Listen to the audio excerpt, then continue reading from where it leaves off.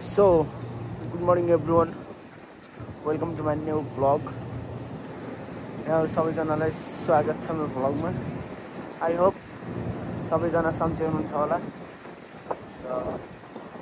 आज सैटरडे हामी चाहिँ खानासाना खाएर यसो बाहिरतिर जाउँ भनेर निक्लेको छौँ बजारसम्म. र आजको दिन कस्तो हुनेछ यहाँलाई म देखाउने नै छु. यहाँ हाम्रो कोरियामा चाहिँ अनलाइनबाट सट्ट सामान आउँछ. मगाइसकेपछि गेटमै लिएर राखिदिन्छ. हामी चाहिँ यो चामल मगाएको थियो कम्पनीबाट मगाइदिन्छ अनि त्यो चाहिँ आइसकेको रहेछ. सो त्यही हो. हल्का गर्मी छ अनि हावा पनि लागिरहेछ. बसन्त मौसमको सुरुवातसँगै वरिपरि हरियाली छ. वातावरण रमाइलो छ. त्यही नै हो. सबैजनाले अन्तिमसम्म हेरेर साथ दिनु होला. हामी चाहिँ बजारमा आइसकेका छौँ.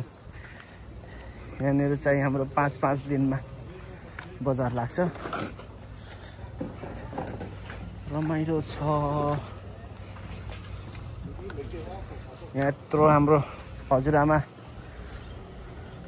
लगभग 90 क्रस हुनुहुन्छ होला.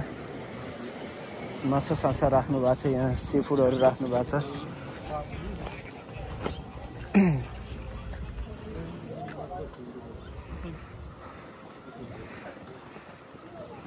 यहाँ चाहिँ हाम्रो सबै किसिमको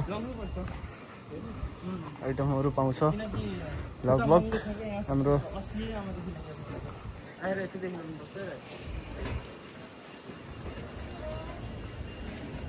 धेरै आइटम छ. हरियो साग सब्जी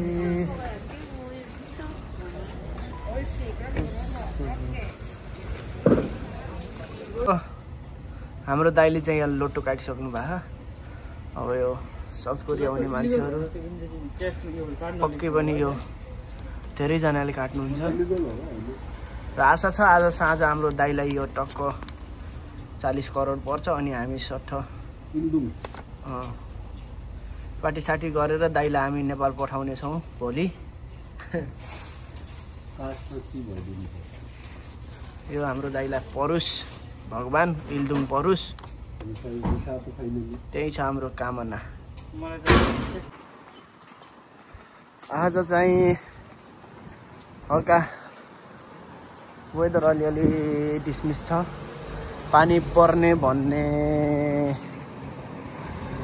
हामीलाई लागिरहेछ भन्दाखेरि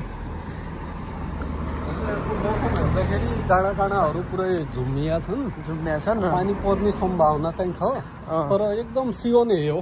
राम्रो छ हिँड्नलाई. अस्ति जस्तो जाडो चाहिँ छैन अहिले कोरियामा.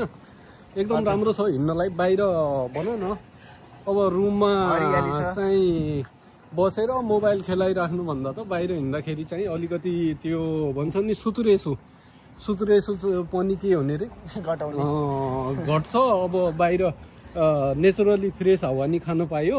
यस्तै देख्न पाइन्छ अनि गाडीहरू हेर्न पायो. अनि यहाँको अब भनौँ न नेचुरली अहिले अब बसन्तको बेला नेपालमा बसन्त भन्छौँ, यहाँ फोम भन्छन्. फुलहरू फुलेका छन् प्लस रुख बिरुवाहरूमा पातहरू फुला छन्. रमाइलो छ. त्यही हो. ओके.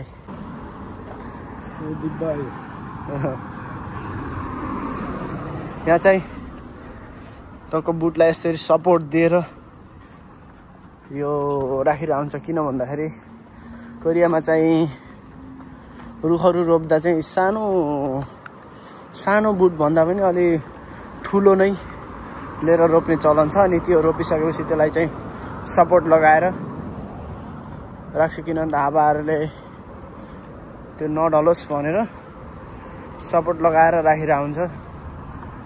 म्याक्सिमम जता पनि त्यस्तै देखिरहेको हुन्छ. राम्रो छ. सुन्दर छ. मौसममा अलिकति धुमिलिएको भयो नि होइन. हजुर तल तल हाम्रो मन खुला छ नि त, त्यो भएर घुम्न आएको हामीहरू। मौसमले साथ दिया छैन, त्यति उज्यालो छैन, बादल लागेको छ, कालो कालो आइरहेछ, पानी पर्ला जस्तो भइरहेछ। तर यसो बाहिर हेर्दाखेरि हजुर स्वर्ग भन्दा नि आनन्द छ। अब जान त स्वर्ग गइया छैन भन्छन् मान्छेले, स्वर्गीय आनन्द भनेर एउटा भन्छन् नि त, हजुर तर त्यो भन्दा कम त चाहिँ छैन नि। आफ्नो भनौँ न अनुशासन छ होइन, सपिङ गर्ने ठाउँमा होस्, पार्किङ गर्ने ठाउँमा होस् होइन, पैदल हिँड्दा होस्, यावत कुराहरू फिक्स भए हुन्छन्। त्यो कुरालाई कसैले पनि चाहिँ मिचेर चाहिँ अगाडि बढ्न खोज्दैनन् कि एकदम अनुशासनमा हिँड्छन्। अब तपाईँ अगाडि देखिराख्नु भएको छ, यो हामी हिँड्ने फुटपाथ हो। नेपालमा नि फुटपाथको अवधारणा अहिले पछिल्लो समय आएछ, रोडहरूमा बनाएको छ, तर फुटपाथमा अब त्यो पसलेहरूले बाहिरसम्म फुटपाथै ढाक्ने गरी सामानहरू राखिदिया हुन्छ, फोहोर गरिदिया हुन्छ। अनि यहाँ हेर्नु त यी चिटिक्क कस्तो पऱ्यो, यहीँ सुते नि हुने के यस्तो छ।